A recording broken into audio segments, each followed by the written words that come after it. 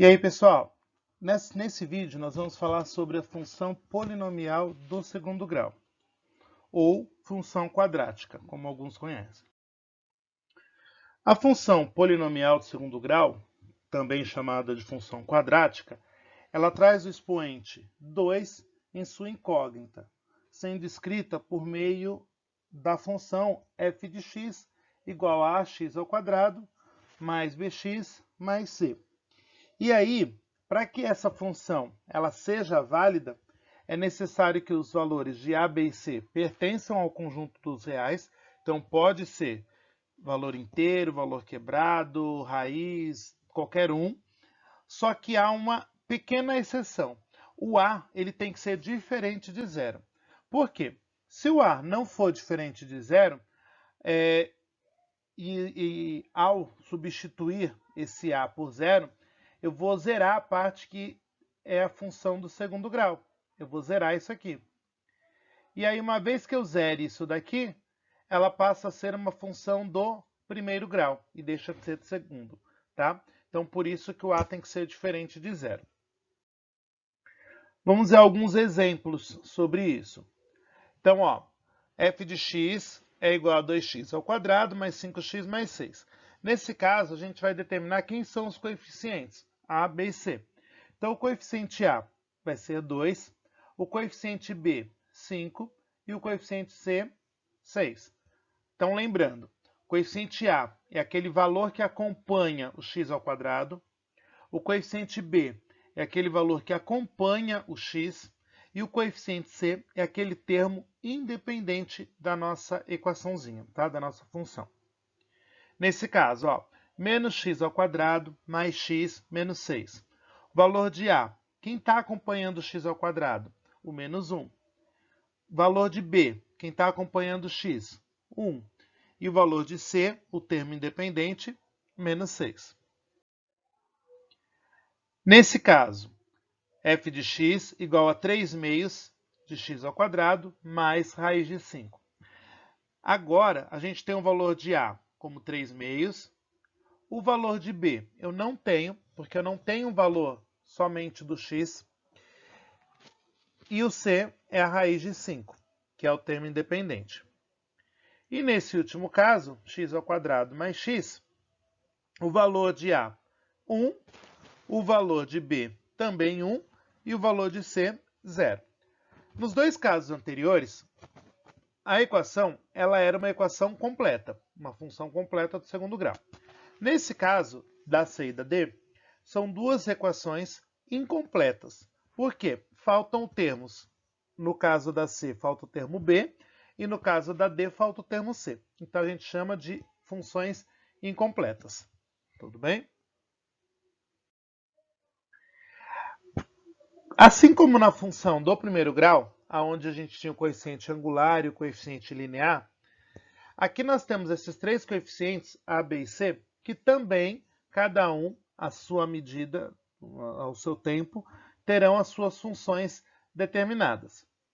Então, o coeficiente a, que é o que acompanha o x ao quadrado, ele vai representar a forma como a parábola vai aparecer para a gente. É ele quem determina se a parábola ela vai ter a concavidade para cima ou a concavidade para baixo. Quando eu falo em concavidade, é a boca da parábola. Se ela vai ser para cima ou se ela vai ser para baixo. Nessas situações, quando ela vai ter a concavidade para cima? Quando o a for maior que zero. Quando vai ser a concavidade para baixo? Quando a menor que zero. Eu fiz no GeoGebra uma representaçãozinha de uma função genérica para que vocês possam entender melhor um pouco sobre isso. Vamos assistir. Então aqui, ó, no GeoGebra, eu vou colocar para vocês uma função genérica. Então, ax ao quadrado mais bx mais c. Quando a gente faz isso, ele vai criar controles deslizantes para os coeficientes a, b e c. Assim eu posso fazer alterações nesses coeficientes. E aí vocês vão poder fazer essa análise melhor do que eu acabei de falar do coeficiente A, depois do B e depois do C. Então, ó, no caso do coeficiente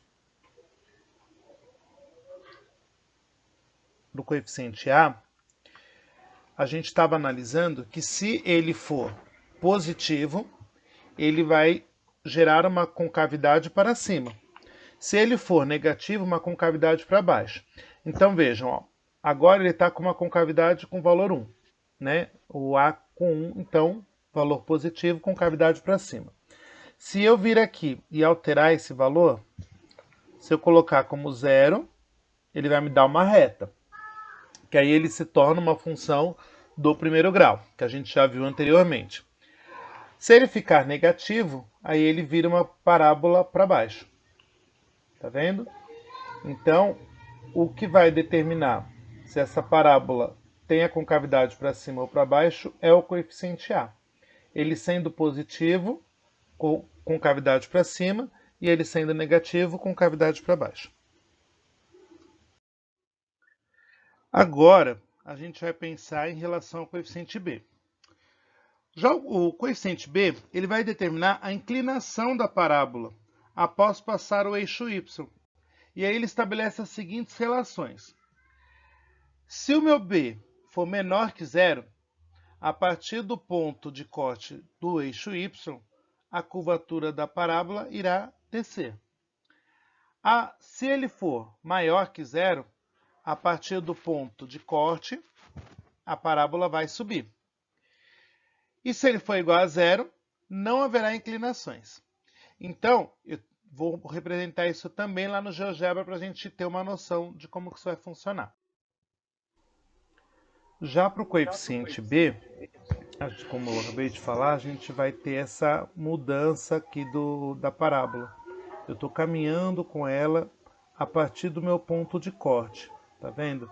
Então o ponto de corte ele não muda, continua sendo na posição de tal o coeficiente C, só que conforme eu mexo ele dentro, aumento ou diminuo o valor de B, ele vai mudando a sua posição dentro do plano cartesiano.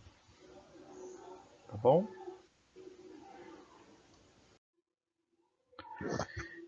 E o coeficiente C, ele vai indicar aonde a parábola ela corta o eixo do y. E aí, mesma situação. Vai ter algumas relações, né? Então, se o C for maior que 0, a parábola irá cortar o eixo y acima da origem. Se o C for menor que 0, a parábola irá cortar o eixo y abaixo da origem. Se o C for igual a 0, a parábola irá cortar o eixo y na origem, ou seja, no ponto 0, 0. Tá? Então vamos ver isso também lá no GeoGebra. Por fim, a gente tem o coeficiente C. Nesse coeficiente, como eu falei, a gente consegue determinar onde eu corto o eixo do y. Então, se eu alterar aqui o meu valor do C, ele vai mudando a posição de interseção do eixo, intersecção com o eixo do y. Então, ó, vejam aqui, ó, vou pôr ele para o lado negativo. Ó. Então, ele vai cortar lá embaixo no 3, no 4 negativo e assim por diante. Tá bom? Então, como a gente pode observar, cada coeficiente vai ter a sua função dentro da equaçãozinha do segundo grau. Tá bom? Agora, a gente vai pensar um pouco no valor da imagem dessa função quadrática em um ponto específico. Então, a partir do momento que eu atribuo o valor para x, como que eu faço para determinar quanto vale essa função? Então, ó, vamos pensar nessa função aqui. f de x igual a x ao quadrado menos 6x mais 8. E aí é para a gente determinar esse valor numérico a partir das alternativas. Então, na A, eu quero que a gente faça o f de 1. Então, o que é isso? Eu vou substituir aonde aparece x nessa minha função por 1. Então, ficaria assim, ó, 1 ao quadrado menos 6 vezes 1 mais 8. Lembrando, aqui onde eu tenho o 6x, eu tenho uma multiplicação. Então, é 6 vezes x, por isso 6 vezes 1, tá bom? Então, isso ficaria 1 ao quadrado, 1, menos 6 vezes 1, menos 6, mais 8. Isso aqui no final vai me resultar em 3. Um outro caso, quando eu for substituir por menos 2. Então, ó, substituindo por menos 2, vai ficar menos 2 ao quadrado, menos 6 vezes menos 2, mais 8. Menos 2 ao quadrado vai dar 4 positivo. Não esqueçam na hora, se vocês forem utilizar a calculadora para fazer isso, de colocar esse menos 2 no parênteses. Se vocês não colocam no parênteses, a calculadora entende que só quem está ao quadrado é o 2 e não o sinal de menos. Por isso que a gente coloca o parênteses, tá? Menos 6 vezes menos 2 dá 12 positivo, mais 8, isso aqui vai me resultar em 24. Tá bom? Agora, a gente vai falar sobre o zero ou as raízes da função. Quando a gente analisa uma função do segundo grau, a gente pode ter dentro da raiz, dentro da função, até 3 raízes, até 2 raízes. Então, por que até 2? Porque essa minha função ela pode ter 2 raízes, uma raiz ou nenhuma raiz. E quando que isso acontece? Quando o meu valor do delta for maior que zero. Se ele for maior que zero, eu vou ter 2 raízes reais. Quando ele, que é esse caso aqui, ó, eu vou cortar o meu eixo do x em 2 pontos distintos. Agora, quando esse meu delta for igual a zero, eu vou ter apenas uma raiz real. Isso significa que essa minha função vai cortar o eixo do x em apenas um ponto, que é isso aqui, ó. Está cortando em apenas um ponto. Nós falamos que é apenas uma raiz real, porque na hora que a gente faz o x1 e o x2, para resolver Bhaskara, a gente vai encontrar dois valores idênticos. Então, tanto x1 quanto x2 são iguais, por isso que a gente utiliza o termo de que há apenas uma raiz real. E quando o delta for menor que zero, a gente não tem raiz real. O que isso significa? Que a minha parábola, em nenhum momento, ela vai cortar o eixo do x. Então, ela vai descer até o mínimo possível e volta. Nesse momento, ela não intercepta o eixo do x. Então, uma vez que eu esteja falando em raiz, eu estou falando no momento ou no local aonde a parábola, que é a curva da minha, que é a ilustração dessa minha função, vai interceptar o eixo do x, tá bom? Para a gente calcular esse valor, né, das raízes, nós temos duas formas de calcular isso. Ou nós podemos calcular por soma e produto, ou nós podemos calcular pela fórmula de Bhaskara. A soma e produto, ela só vai ser, nós só vamos poder utilizá-la quando o meu coeficiente A for 1. Aí eu posso fazer a soma e produto. Em qualquer outra situação que o coeficiente for diferente de 1, eu tenho que fazer a partir da fórmula de Bhaskara, tá bom? Se for uma equação completa. Se ela for incompleta, aí eu tento isolar o x de outra maneira. Então, ó, vamos pensar nesse caso, da soma e produto. O que eu vou ter aqui para soma e produto? O valor, que é o meu coeficiente b, ele vai ser a soma. O meu valor, que é o meu coeficiente c, ele vai ser o produto. O que é isso? Eu vou precisar de dois números que, se somados, dá o coeficiente b. E esses mesmos dois números, se multiplicados, dá o coeficiente c. Vamos ver um exemplo disso. Então, aqui, ó, determine se existirem os zeros da função quadrática. Quando eu falo zero da função quadrática, é o lugar onde ela zera, por isso que ela corta o eixo do y, do x, que também pode aparecer como raiz. É a mesma coisa, tá bom? Então, ó, nesse caso, vamos pensar especificadamente na soma e produto. função é x ao quadrado menos 12x mais 35.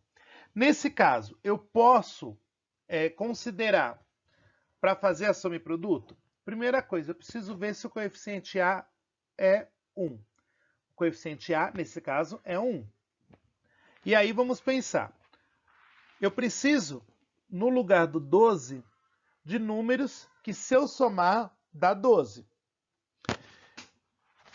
O 5 mais o 7. Vejam, eu posso considerar o 5 mais o 7, eu posso considerar o 6 mais o 6, o 2 mais o 10. Contudo, por que eu escolhi o 5 mais o 7? Porque quando eu pegar esses dois valores, o 5 e o 7, e se eu multiplicar os dois, ele tem que dar o coeficiente C, que é 35. Então, se eu multiplicar 5 por 7, vai dar os... Opa, é 35 aqui. Vai dar os 35. Então, nós podemos considerar o 5 e o 7. Se eu falasse, é 6 e 2, 6 e 6. Tá, mas se eu multiplicar o 6 por 6, vai dar 35? Não, vai dar 36. Se eu pegar o 2 e o 10, se eu somar, dá 12. Mas se eu multiplicar, vai dar 35? Não, vai dar 20. Então, é essa análise que a gente precisa fazer, tá bom? Ao escolher esse valor. Então, as raízes, para esse caso, vão ser os números 5 e 7. Eu consigo provar que isso é verdade? Consigo. Se a gente pegar agora e calcular a partir de Bhaskara, aonde eu tenho lá o meu método resolutivo, né, de Bhaskara, que é a partir da fórmula de delta, que é b ao quadrado, menos 4ac, e a fórmula propriamente dita, que é menos b mais ou menos raiz de delta sobre 2a. Eu vou utilizar o mesmo exemplo anterior para a gente fazer agora com a fórmula de Bhaskara, para a gente ver se isso realmente é verdade. Então, vamos fazer. Então, a função é a mesma. Então, primeiro, eu vou determinar quem são os coeficientes A, B e C, a partir da minha equaçãozinha lá em cima. Feito isso, vamos calcular o delta. Então, b ao quadrado menos 4ac. Então, vai ser menos 12 ao quadrado, menos 4 vezes 1 vezes 35. O menos 12 ao quadrado dá 144. E o menos 4 vezes 1 vezes 35 dá 140. 144 menos 140, isso vai me resultar num delta igual a 4. Achamos o valor do delta. Agora a gente precisa aplicar isso no Bhaskara, na fórmula de Bhaskara. Então, delta é igual a 4, x é igual a menos b mais ou menos raiz de delta sobre 2a. Então, substituindo os valores, o valor de b é menos 12. Então, menos 12, mais ou menos raiz de 4, dividido por 2 vezes 1. Menos com menos aqui, ele vai me dar 12 positivo. A raiz de 4 é 2. E 2 vezes 1, 2. A partir daí, eu posso calcular o x1, que vai ser o 12 mais o 2 dividido por 2, que vai dar 14 por 2, que é 7. E o x duas linhas, que é 12 menos 2 por 2, que vai ser 10 por 2, que é igual a 5. Então, observem que as raízes são exatamente aquilo que a gente tinha planejado. Então, vai ser 7 e vai ser o valor 2. Certo?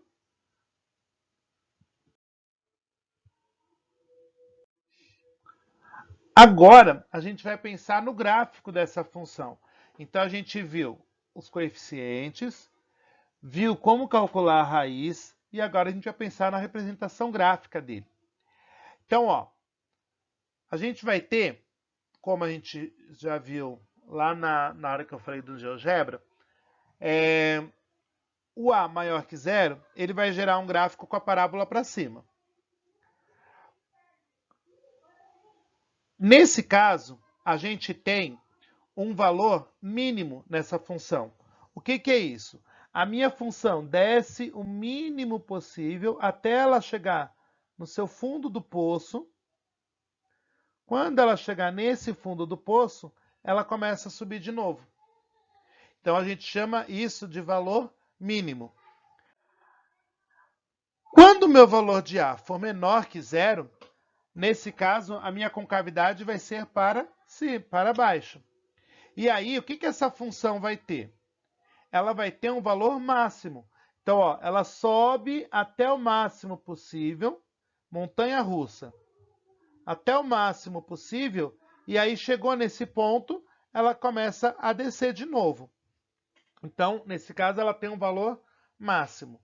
Então, um exemplo de função quadrática de coeficiente negativo, do coeficiente A negativo, é a montanha-russa. Né? A gente chega até o topo dela e depois desce. É um exemplo disso, tá bom? Um morro, uma montanha, todos eles são com cavidades para cima, para baixo. Vamos pensar nesse exemplo, tá? X ao quadrado menos 2x menos 3 e vamos traçar esse gráfico. Então, ó, primeira coisa, vocês vão montar a tabela aonde vocês vão atribuir valores para x para achar o y. Bruno, quantos valores eu atribuo aqui? Pessoal, para a função do segundo grau, nós vamos escolher 5 valores. Ah, mas a sua tabela não tem 5. Não tem 5 porque eu quero mostrar outras coisas para vocês ali. Mas vocês podem colocar só 5 valores. Quais valores? Vocês escolhem. Mas eu sugiro que vocês utilizem 2 valores negativos, 2 positivos e o 0. Aí vocês vão ter uma parábola daorinha, arrumadinha, tá bom? Então, ó, observem aqui.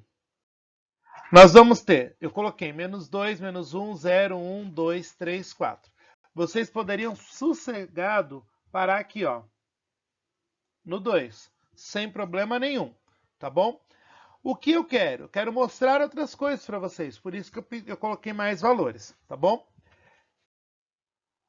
O que a gente vai fazer? Substituir no lugar do x por esses valores, assim como a gente fez lá no começo do vídeo, fazendo a substituição, tá?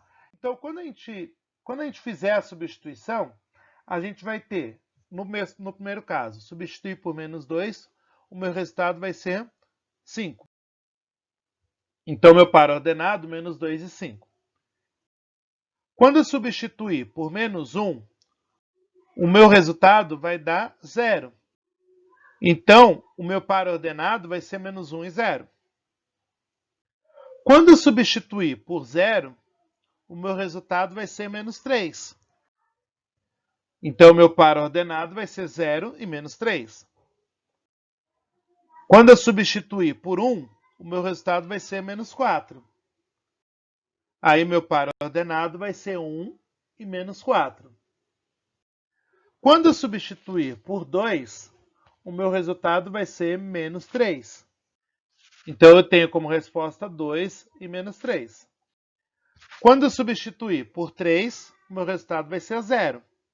E aí eu vou ter como resposta o par ordenado 3 e 0. E quando eu substituir por 4, eu vou ter a resposta 5. Então, meu par ordenado, 4 e 5. Tá bom? Então, na hora de fazer a tabela, não tenham pressa. Não esqueçam de pôr os parênteses para que vocês não se percam na hora de fazer as contas. Então, façam uma de cada vez. Observem que na tabelinha aí, eu estou fazendo um de cada vez. Né? Eu não consigo mostrar passo a passo ali, mas eu fiz um de cada vez, para que vocês não se perdessem, tá? Então, dessa forma, façam assim no caderno de vocês, ou quando vocês forem fazer. Façam um de cada vez para não se perder, tá bom? Aí, vamos agora traçar o gráfico. Então, vocês vão colocar esses pontos que a gente encontrou, todos eles no eixo cartesiano. Então, ó, eu coloquei através do GeoGebra para vocês darem uma olhada também. Então, ficou, ó os pontos aqui, ó. O primeiro ponto, menos 2 e 5. Segundo ponto, menos 1 e 0. Depois, menos 3 e 0. 0 e menos 3. Depois, 1 e menos 4. Depois, 2 e menos 3. E depois, 3 e 0. E depois, 4 e 5. Observem o seguinte. Toda vez que uma informação zerar, ela vai em cima do eixo. Lembra que a gente já viu isso na função do primeiro grau. Então, ó, zerou aqui. Quem zerou foi o x. Se zerou, aliás, o y. Se zerou o y, o meu ponto vai em cima do x. Nesse caso, ó, quem zerou? O x. Então, o meu ponto vai em cima do y. Tá aqui. Quem zerou aqui, ó, foi o y. Então, meu ponto está em cima do x. Tá bom? Não esqueçam disso. É de extrema importância. E aí, uma vez que vocês lançaram os pontos, aí depois é só vocês ligarem esses pontos. Lembrando que a gente está falando numa parábola, é uma curva. Então não adianta pegar a régua e tentar fazer, que não vai dar certo porque é uma curva, tá bom?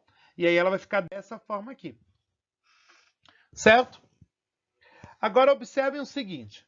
Se eu pegasse essa função e calculasse Bhaskara, eu ia encontrar como resposta os valores menos 1 e 3, que são as raízes dessa função. Lá na funçãozinha, no final dela, o coeficiente c é o ponto menos 3. Onde ela está cortando aqui, ó, no menos 3. Agora, algo que a gente precisa estudar, analisar, é isso aqui, ó. Aonde essa função faz a curva. Aonde ela faz a curva tem um nome específico, que é o que a gente vai ver agora no vídeo, que é o vértice da parábola. O vértice da parábola, então, é esse ponto aonde a curva, a parábola faz a volta, aonde ela chegou até o seu fundo do poço, até o seu valor mínimo e volta. Ou aonde ela chegou ao seu ponto mais alto, lá no ápice, na crista da onda, e depois ela volta, tá bom? Então, nesse caso, para calcular essas coordenadas, a gente vai ter que fazer o delta, depois o xv, que é menos b sobre 2a, e depois o yv, que é o menos delta sobre 4a. Observem que, quando eu encontro esse xv e esse yv, eu estou encontrando um par ordenado x e y, que é a coordenada aonde ela está cortando o eixo. Vamos ver o exemplo. Então, aqui, ó, nesse exemplo, eu estou dando a mesma função que a gente já viu lá anteriormente, x ao quadrado menos 2x menos 3, aquela que a gente acabou de traçar o gráfico, tá? E aí, nós vamos calcular as coordenadas do vértice dessa parábola. Então, vejam, primeiro a gente vai determinar quem são os coeficientes a, b e c, que é 1, menos 2 e menos 3. Feito isso, a gente vai calcular o delta, que é b ao quadrado menos 4ac. Que aí a gente vai encontrar um delta igual a 16. Quando eu terminei de calcular o delta, agora eu vou calcular o xv e o yv. Então vamos lá. O xv é menos b sobre 2a. O valor de b é menos 2. Então, menos 2 e 2 vezes 1. Isso aqui vai dar 2 dividido por 2, que é 1. Agora, o yv, menos delta sobre 4a.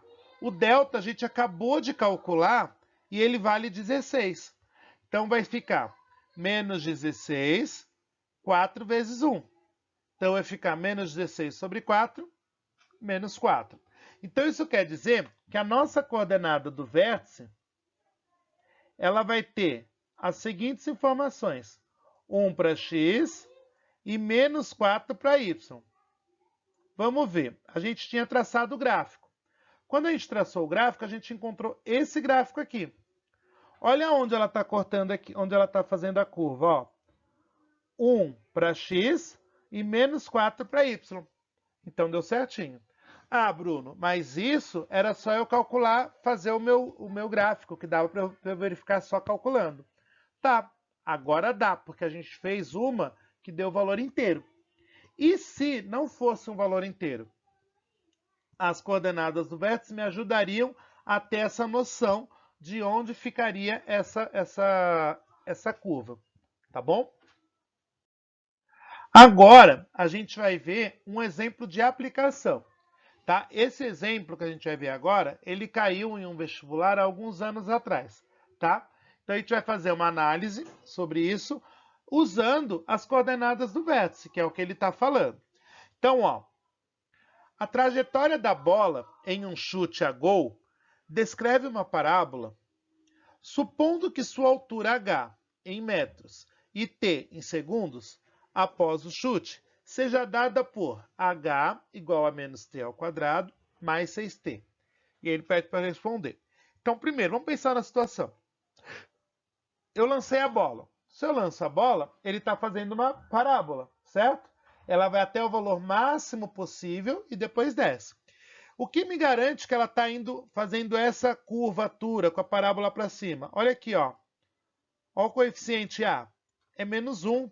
É negativo. Negativo, a parábola está com a concavidade para baixo. Então ela tem um valor máximo. Ela atinge até o máximo possível e volta. Agora, em que instante a bola atinge a altura máxima? Essa é a primeira pergunta. E qual é a altura máxima atingida pela bola? Então vamos analisar o que está acontecendo ali. Se a gente está falando que a altura é a nossa função, então quer dizer que esse h é o mesmo que o y. Então o t vai ser o x. Pensando dessa forma, o y, o eixo do y no gráfico, vai ser o h, e o eixo x vai ser o tempo. Vamos ver como vai ficar. Então a gente vai ter isso aqui, ó. A altura para o y e o tempo para o x. O que o problema está pedindo? Em que instante? Se ele está pedindo instante, ele está perguntando em que tempo a bola chegou até o seu ponto mais alto. Ele quer saber isso aqui, ó.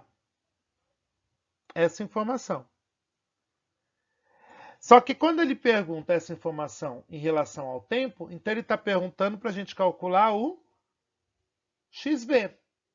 Então vamos primeiro determinar quem são os coeficientes A, B e C. E aí dá para a gente calcular o xv. Então, ó, menos b sobre 2a. Então vai ficar menos 6 dividido por 2 vezes menos 1. Então vai ficar menos 6 dividido por menos 2, 3 segundos. Então, após o primeiro momento, né, o momento em que a pessoa lançou a bola, depois de 3 segundos, ela atingiu o ponto mais alto e começou a cair, certo?